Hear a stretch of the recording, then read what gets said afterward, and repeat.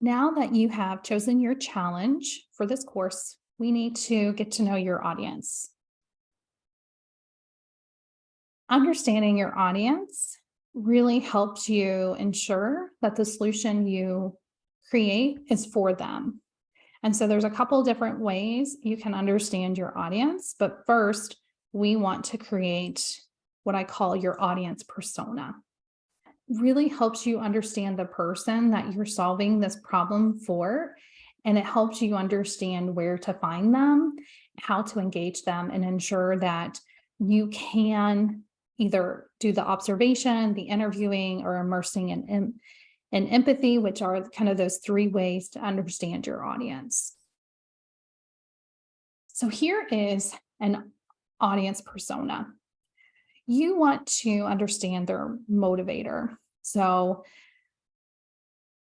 you want to, think about, well, why do they want this problem solved? Then you want to think about their behavior and traits. What makes them who they are? And then what type of experience do they have? That could be their job title to the company they work for, their education, skills, any kind of work experience that you're looking for. And then what are their values? What do they really want to ensure that they're embedding into their lives, into their job? And then finally, how can you engage them? Where can you find them? And that could be, someone that's at your company. It could be engaging them online. So for example, like LinkedIn, or it could be through community. So if you're in your local SHRM chapter, maybe, and you're looking at, trying to help solve a problem for an HR person.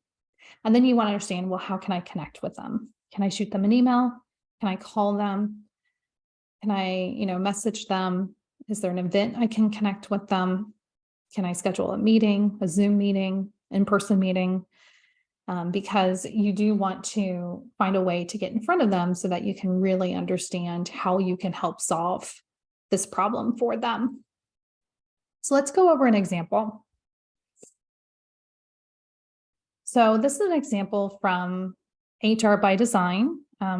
I had a challenge statement of helping HR professionals with burnout. So the motivator was looking for someone who's currently experiencing burnout and they're looking for a solution. So, they're in burnout and they want to know, how can I get out of it? The behaviors and traits that I was looking for someone who was curious, active, anxious, reflective, and they're self-aware. So they know they're in burnout, right? Experience, I went ahead and just put job titles. So it could be an HR coordinator all the way up to a VP of HR. And then their values, authenticity, community, kindness, balance, growth, compassion. These were all values I felt like an HR person who is in burnout may have. And then engagement, where can I find them? And so I really tried 3 different ways. I used my personal network. So being in HR for 20 years, I know a few HR people that I can connect with. I, at the time, had clients where I was working directly with HR teams. And then I do have a pretty large LinkedIn network, so I was going to be able to use that. And then what I did was I connected with my personal network. I did a call, email, text. I was just trying to see if I could interview them. And then with my clients, I did observation because I was actually on site with them. So I could observe them, I could interview them. And then through LinkedIn, I decided to do a survey. So this is just an example on how you can kind of prepare yourself and decide, do I know someone already who would be my ideal audience for this challenge? And this will really help you figure out if you do know someone, or who you can connect with to ask, who do you know that I can maybe talk to or observe? Observation is a really good way to understand someone's behaviors, their patterns, how they do their job without them feeling like they have to answer your questions or do something you want them to do. So observation is great.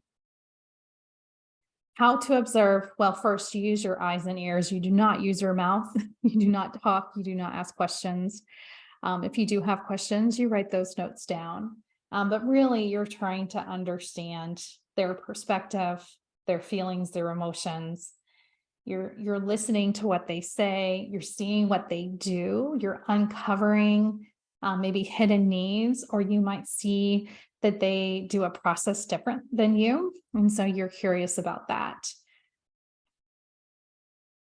Now, to do observation, you need to be prepared. So you definitely want to have like a notebook, a pen.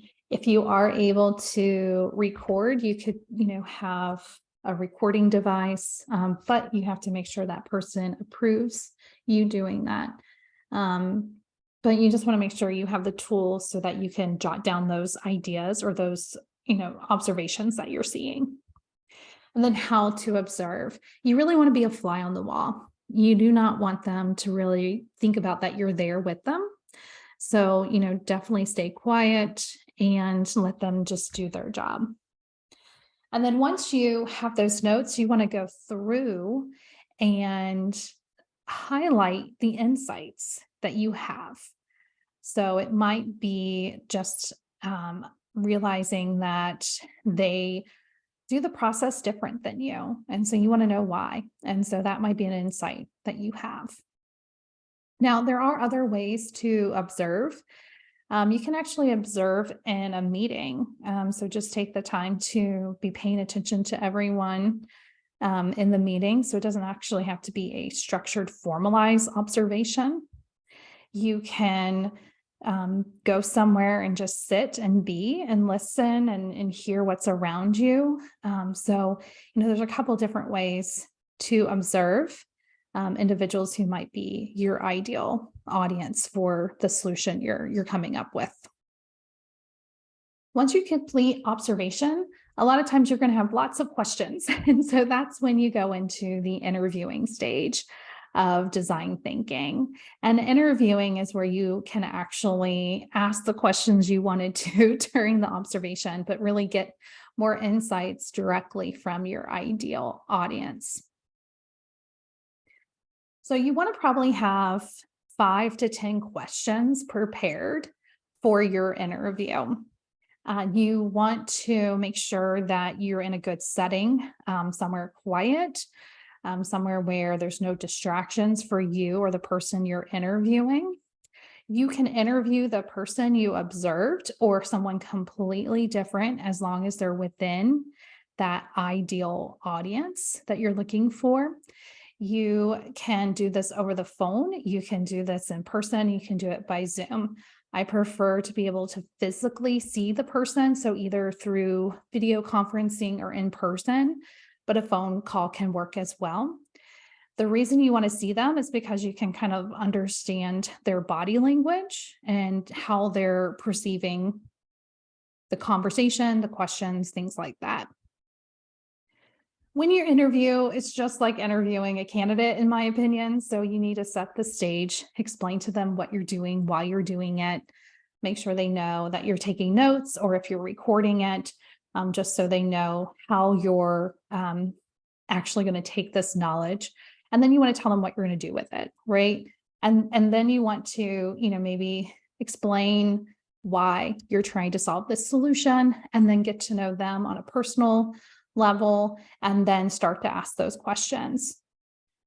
You want to take as many notes as possible. Again, these notes can be based off of their body language to what they say. It could be aha moments from you that you're jotting down, but really anything that's going to help you with being able to gather insights. And the insights are what you learn from the conversation. It might be that you learned that what you thought you were solving was not what you were solving. I did some interviewing of candidates on communication through the interview process. And what I found out was, I was very focused on communication at the end of each step, when the candidates were really focused on the communication between those steps. Those times where we might just let them sit and they have no clue what's going on. And so they were really wanting a update when there was no update.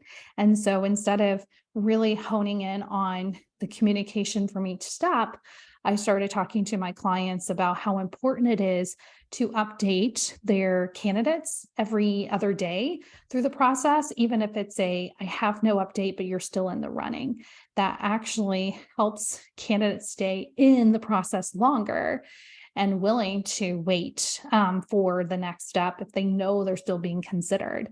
So again, I was focused on the wrong area, but once I interviewed individuals who were actively in their career search, I found out I really needed to focus on another part.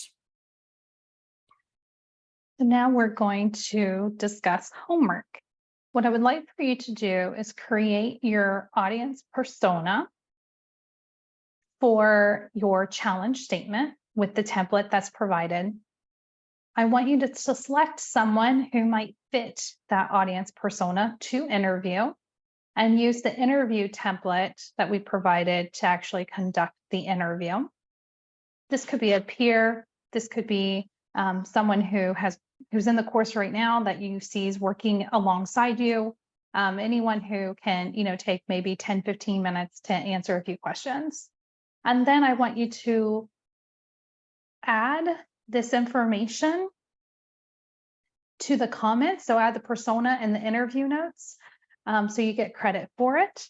And next is my favorite part of design thinking ideation, where we come up with as many ideas as possible to find that solution.